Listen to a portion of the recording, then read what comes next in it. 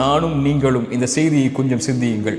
அப்துல்லா இப்னு Abbas ரலியல்லாஹு அன்ஹு அவர்கள் சொன்னார்கள், தன் தோழரை பார்த்து, சொர்க்கத்தின் பெண்ணை உனக்கு அறிவிக்கவா என்று. அவர்கள் ஒரு பெண் கடந்து சென்றார்கள். சொன்னார்கள், இந்த பெண் அல்லாஹுடைய தூதருடைய சபையில் ஒரு முறை வந்தார்கள். வந்து சொன்னார்கள், யா ரசூலல்லாஹ், எனக்கு நோய் வலிப்பு இருக்கிறது. நோய் வலிப்பு ஏற்பட்டால் என் ஆடைகள் விலகிக் கொள்கிறது மக்களுக்கு முன்னால். எனக்காக அல்லாஹ்விடத்திலே துஆ செய்யுங்கள். அல்லாஹுடைய தூதர் சொன்னார்கள், பெண்ணே, இதற்காக அல்லாஹ்விடத்திலே துஆ செய்கிறேன். அல்லாஹ் அந்த நோயை நீக்கி விடுவான். ஆனால் பொறுமையை கடைபிடித்தால் அல்லாஹ் உனக்கு சொர்க்கத்தை கொடுப்பான், தேர்ந்தெடு.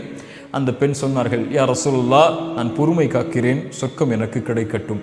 ஆனால் அல்லாஹுடைய தூதரே, நான் மக்கள் மத்தியில் இருக்கும்போது வலிப்பு நோய் ஏற்பட்டால் என் ஆடை விலகிக் கொள்கிறது, நான் என்ன செய்வது? அதனால் மக்கள் என்னுடைய அங்கங்களை பார்க்கக்கூடிய சூழல் ஏற்படுகிறது.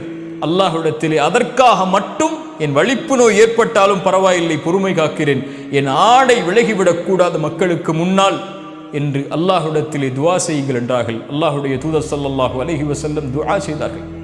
சுப்ஹானல்லாஹ், அல்லாஹுடைய தூதர் அந்த பெண்ணை சொர்க்கத்தின் பெண் என்று நபித்தோழர்களுக்கு அறிமுகப்படுத்தினார்கள்.